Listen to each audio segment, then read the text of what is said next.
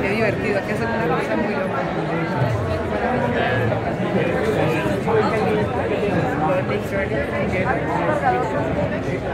Es un cargador también para cargar móviles de venta. A ver cómo se carga un móvil aquí. A ver. Y a correr para cargar. Sí, sí.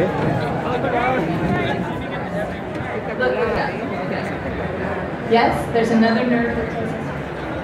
Here we go. Sorry, I'm delaying you. Sí, sí. Aquí las que se está, sí, sí. Estás en una, sí, sí, que crea una sensación tan fresca y luego están ahí los ositos. Ahí cargándolo. How much time do you have to do this? Not very long. Some minutes to get it full? No, I'd say like 30 seconds to have, probably about 2 minutes. 30 seconds, 2 minutes. So you need a lot, not some time. Oh, yes, yes. But it's all right.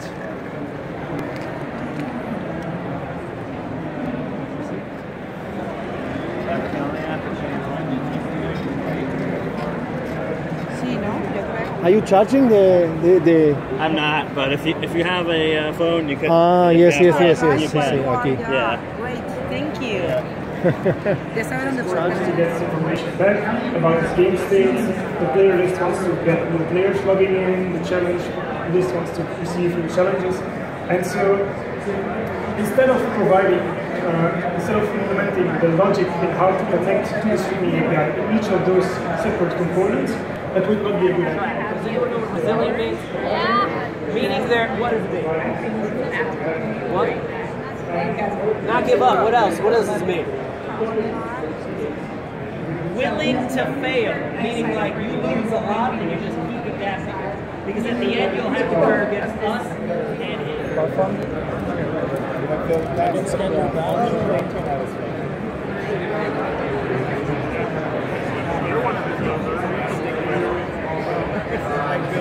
We ask how long it used to be.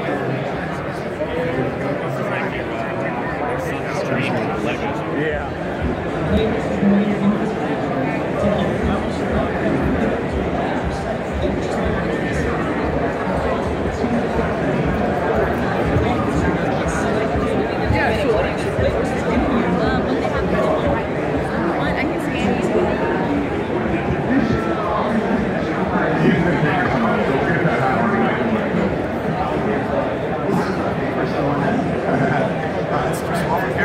So, I'm Chris, I'm the technician.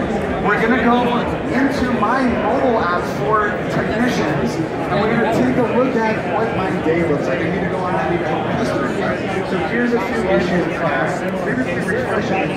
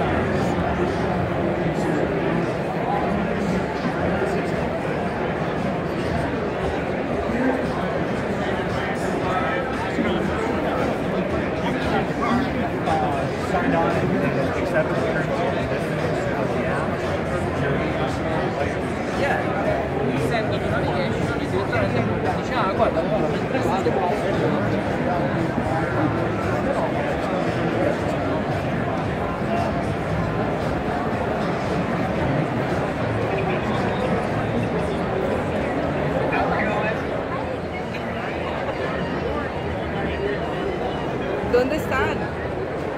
¿Dónde? Where are they? Where are they? Where are they? In the building to the west is Okay. which is the next generation of productivity. That was actually very good.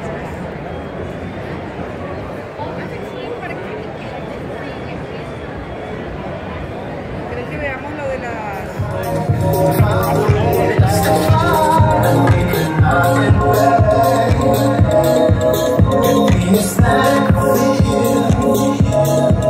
We had our private day, 'cause it's synthetic.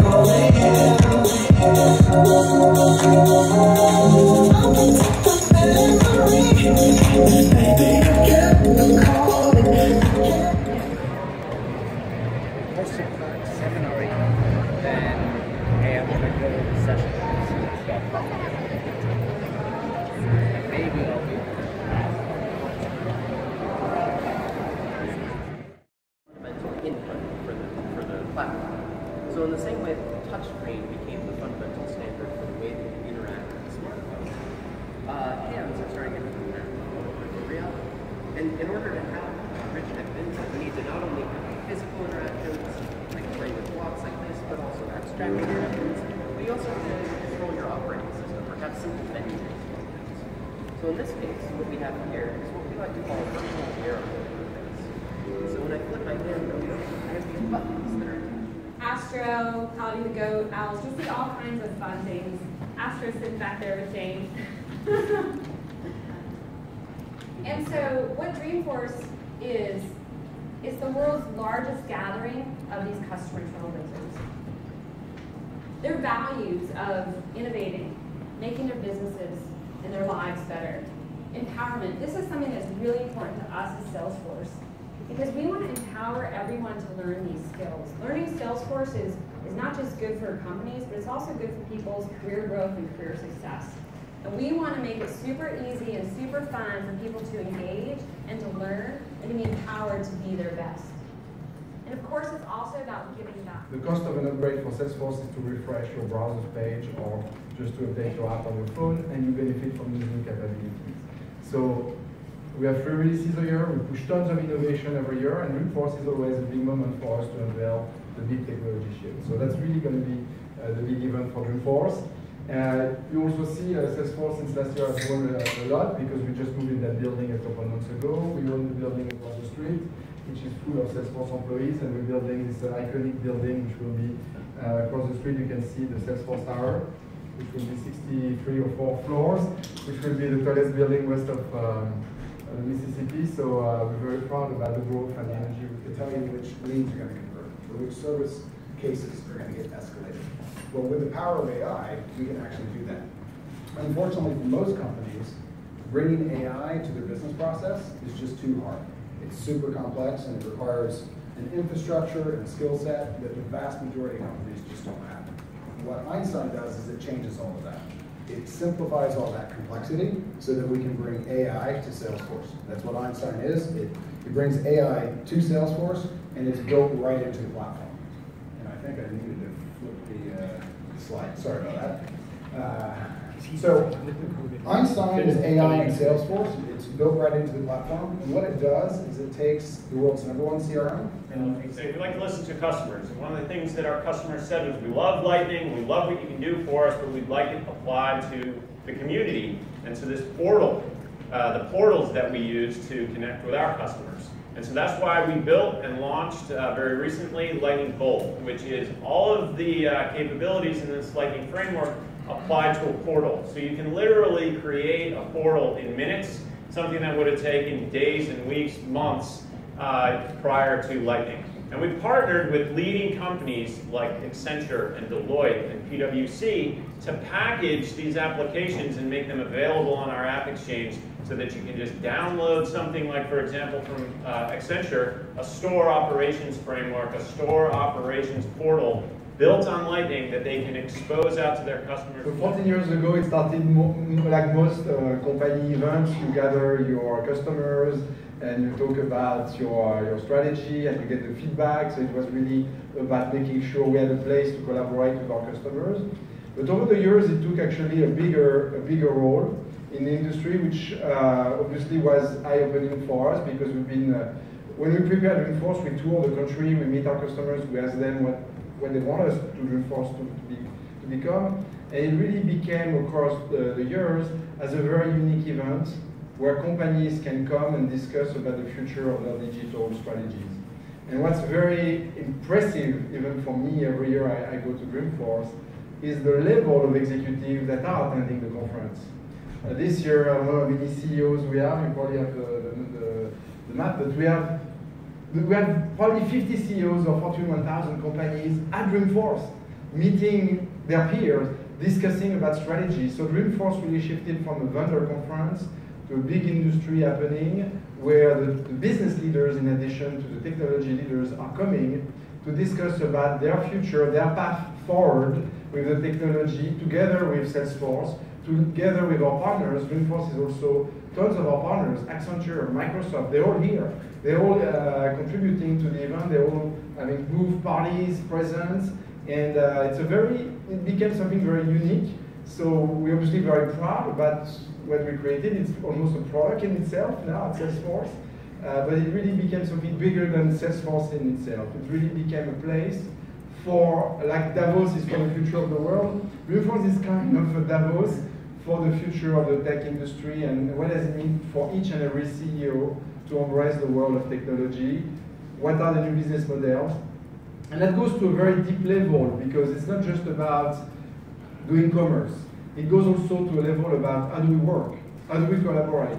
Because it's really about the workplace itself. And a lot of themes that have also surfaced through our focus groups about what they want to hear at Dreamforce are, for example, all the things around equality, gender equality, all the different topics that are very important to a lot of CEOs about the environment. There's a lot of topics that are really... Tokyo and most of the top 5 cities, so we have a lot of usage outside of the US. So that's Slack today. It's been a super exciting ride so far, but there's a lot more to come.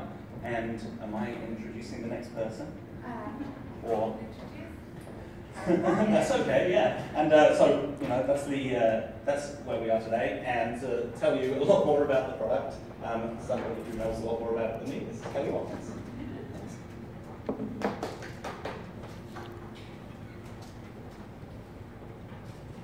Hi everyone, thanks so much for coming by. I realize I now have the unlucky task of being the person who's preventing you from getting coffee and snacks.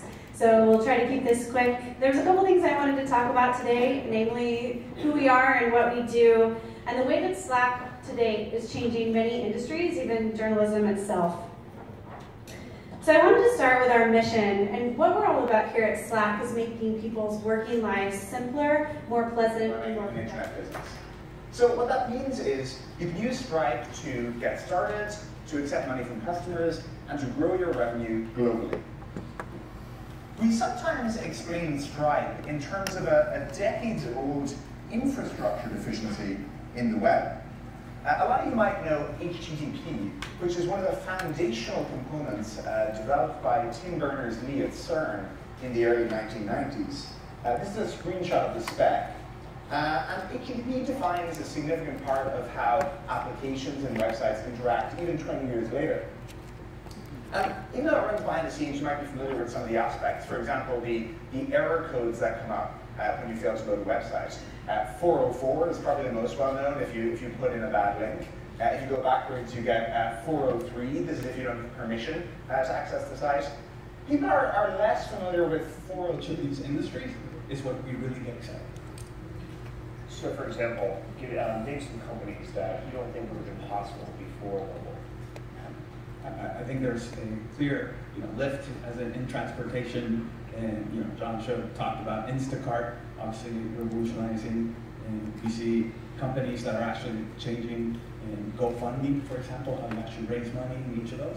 And these are all companies that, quite frankly, before Stripe were actually lacking the core tool set and the set of software tools that were necessary to be able to not just build these business models, but to actually very quickly be able to scale them and grow them on a global basis.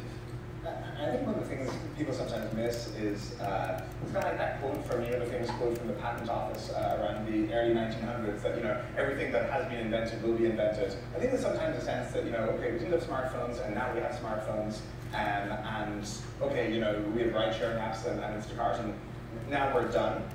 Whereas, in fact, the way we see it is, it actually, if you look historically, takes a while. I mean, you must see it in VC, it takes a while for these